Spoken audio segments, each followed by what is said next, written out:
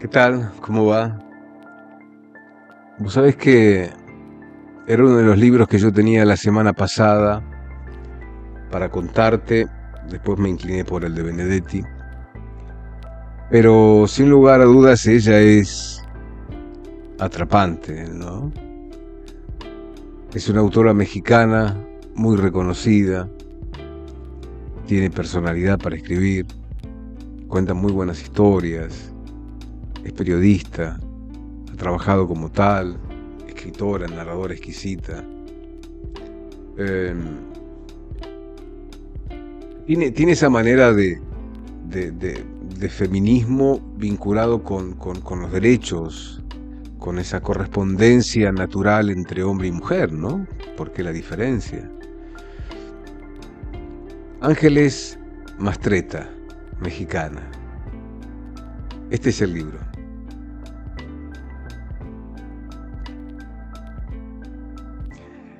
Editorial Temas en el Margen, ninguna eternidad como la mía. Haber amado es haber vivido de verdad. Isabel Arango tiene una vocación indestructible, bailar. Llegar a ser una gran bailarina, no importa lo que quede atrás, su pueblo natal, su familia, su infancia.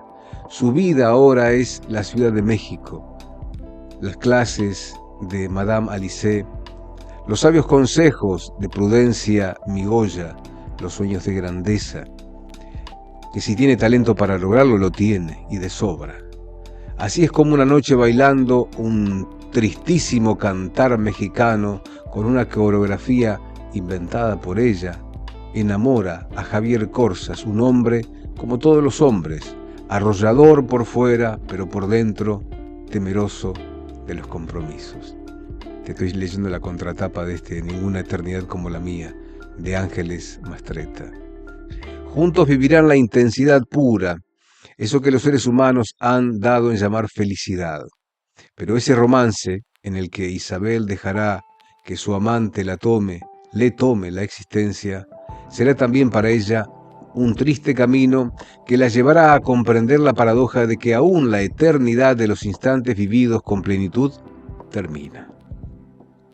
Ninguna eternidad como la mía es una muestra clara de la contundente sencillez y gracia con la que Mastretta narra los vaivenes y dilemas del corazón humano. Y como ocurre con cada libro de esta escritora, al terminarlo, el lector, la lectora, siente que vale la pena tener penas de amor porque sabe que haber amado es haber vivido de verdad. Sí. Mexicana ella, nació en Puebla, autora de Arráncame la vida, Mujeres de ojos grandes, Mal de amores, Puerto Libre y El mundo iluminado, entre otros. Tiene ella una participación importante como periodista de México. Escribió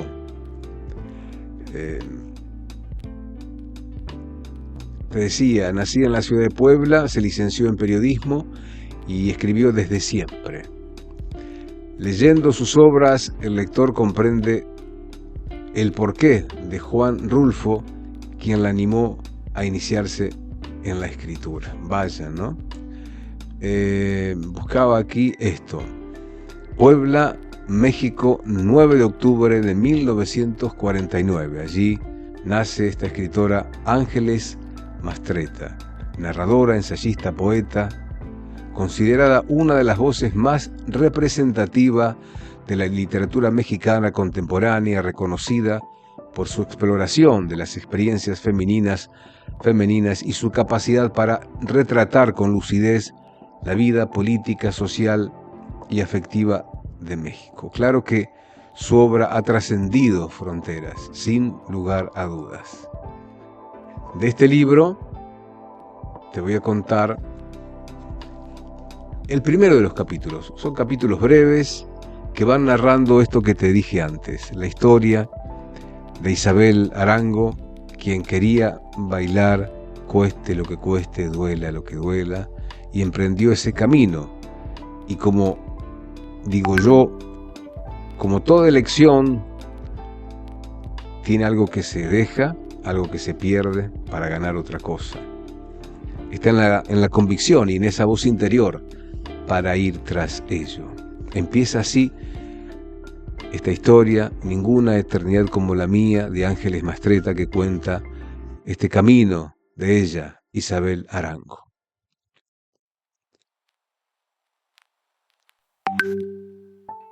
Isabel Arango creció intensa y desatada como el olor del café.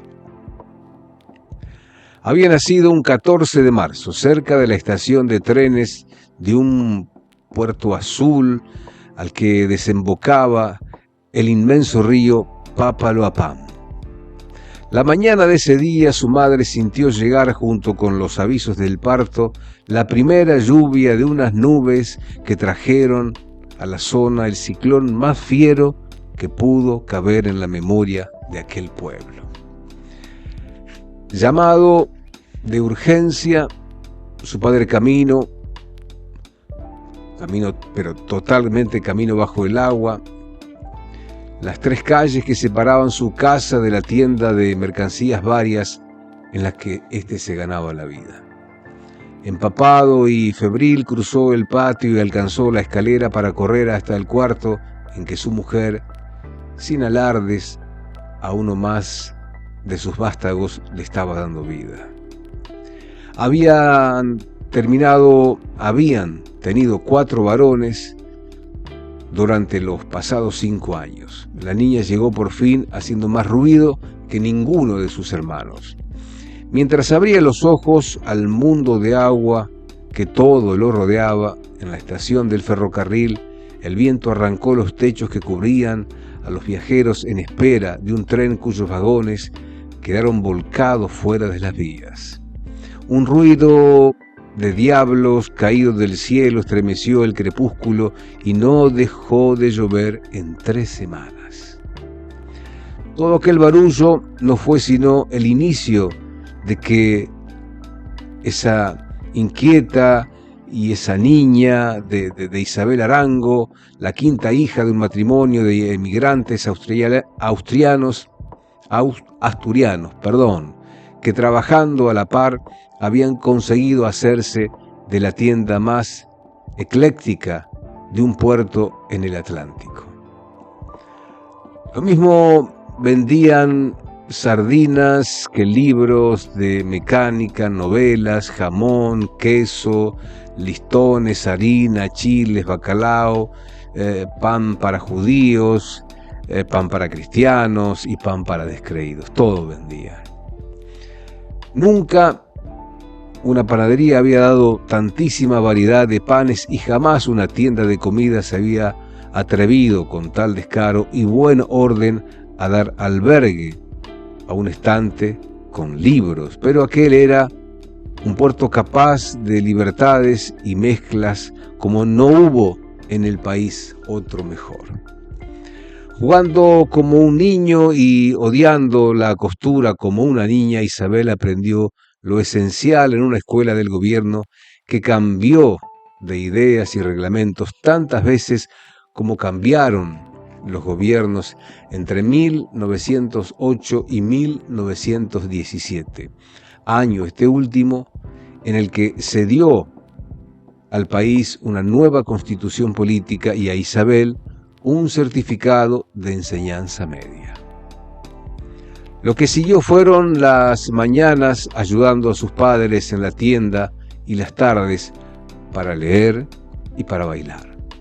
Tenía Isabel un gusto por la danza muy raro en aquellas latitudes.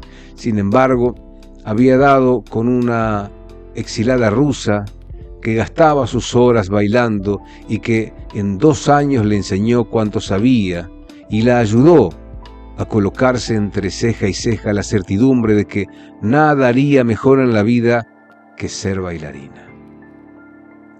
Así las cosas, no hubo nadie capaz de interponerse entre ella y su afán de ir a estudiar a la Ciudad de México. Un año de ruegos diarios convenció a sus padres de que entre ellos y la contumacia de su hija debía haber todo menos un abismo. Así que buscaron lugar en la casa de huéspedes de una mujer con la que habían hecho amistad cuando ella y su marido pasaron una temporada en el puerto.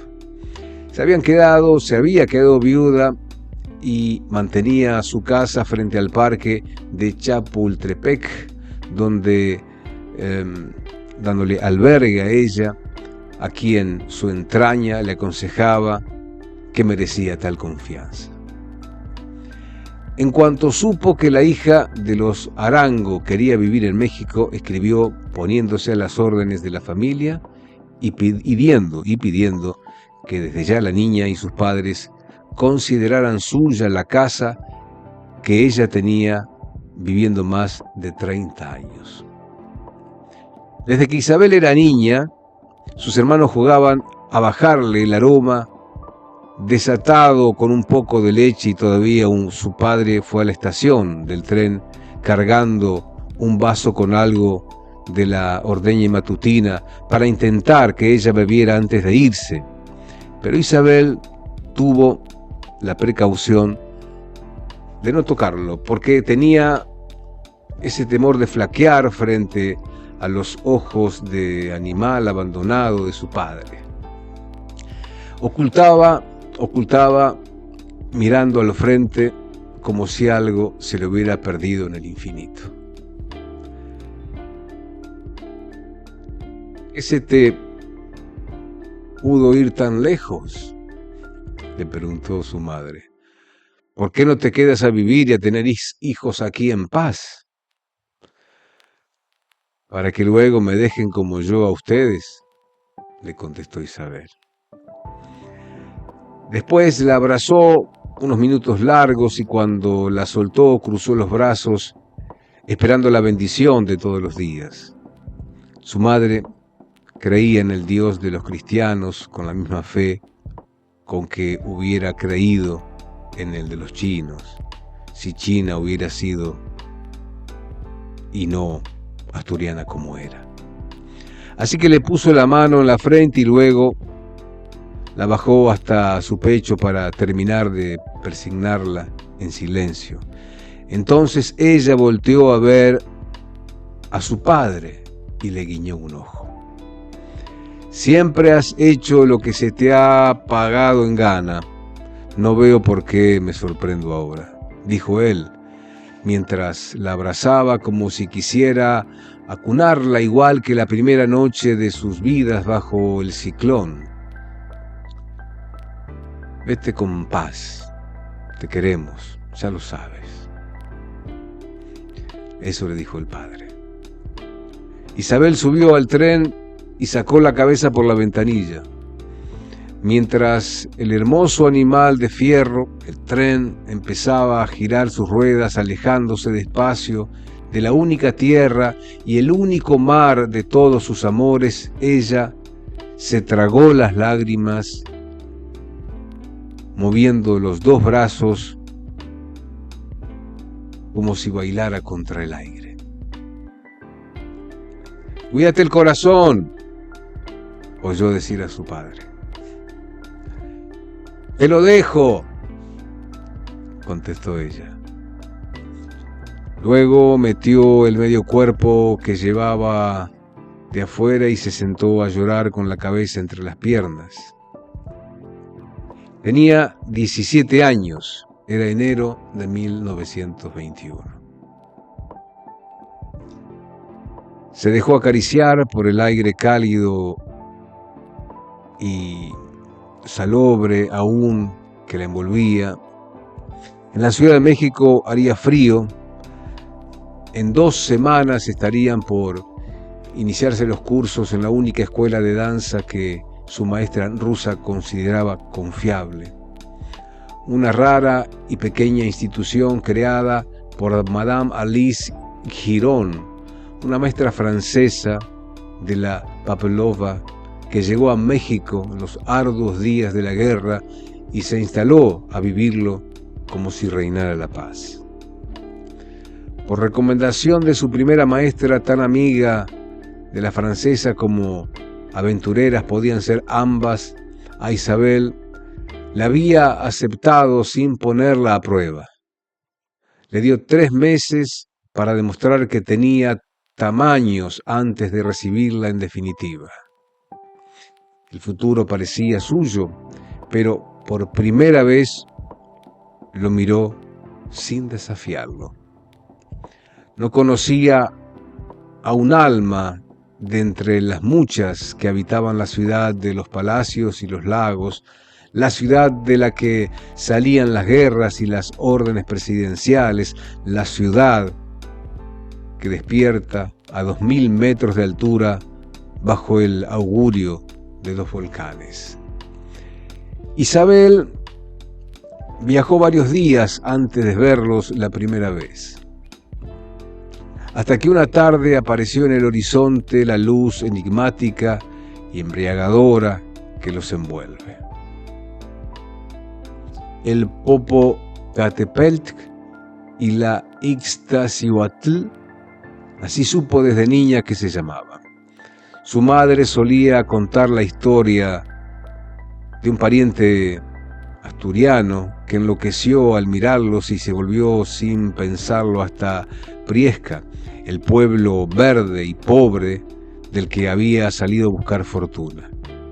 Fue por recomendación suya que los Arango prefirieron quedarse en tierras bajas, a la vera del mar, y se lo agradecía. Habían sido felices frente a esas aguas entre la gente salada y locuaz de aquella tierra.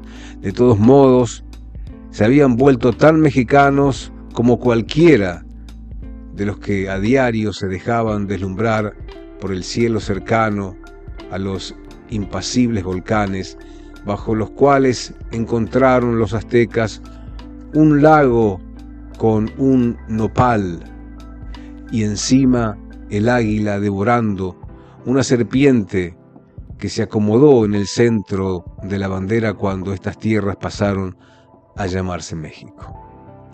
Los volcanes aparecieron frente a los ojos de Isabel mientras el tren llegaba a la estación de Puebla y desde entonces quiso reverenciarlos.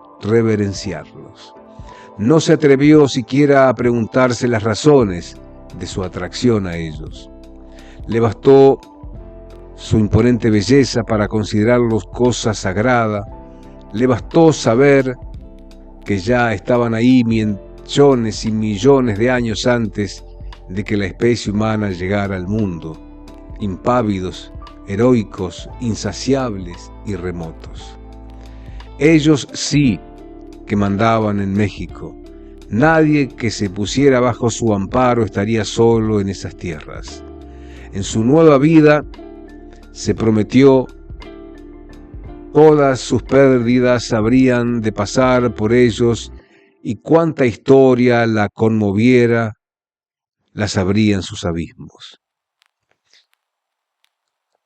Con semejante convicción perdió el poco miedo que aún rumiaba y se instaló a vivir en la casa de doña Prudencia Migoya, mujer suave, trabajadora, que le hacía honor a su nombre, dejándola entrar y salir, comer y dormir a su aire. La ciudad todavía está peligrosa, le dijo tras el desayuno la primera mañana en que saldría al mundo. Ayer estalló una bomba frente a la casa del arzobispo y otra en la tienda de alhajas, El Recuerdo. Pero tú no vas a andar por esos rumbos. Cuida que no te quiten la bolsa y si te la quitan, deja que se la lleven.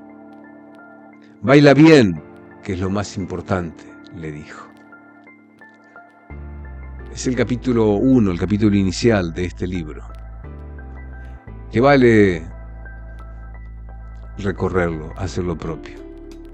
Ángeles Mastretta, Ninguna eternidad como la mía, la vida de Isabel Arango, que pasó por esa pasión por danzar, por bailar, que la llevó a, no sé si a cambiar de origen, pero sí de rumbo y de ciudad. Gracias por estar en mi canal de YouTube, Oscar Orquera. Nos encontramos mañana a esta hora con algo nuevo, con algo más que tenga que ver con las palabras, con los libros, con el arte, ¿sí? Próximamente se vendrán las entrevistas. Y por la mañana, sabés, a las 11, noticias, esas duras pero necesarias. Gracias a la producción de Silvina Rodríguez, gracias a la asistencia técnica del ingeniero en informática Francisco Orquera Lorda. Me llamo Oscar Orquera, este es mi canal, Oscar Orquera se llama, te veo en las redes, me encontrás en todas, o Orquera. Gracias, hasta la próxima.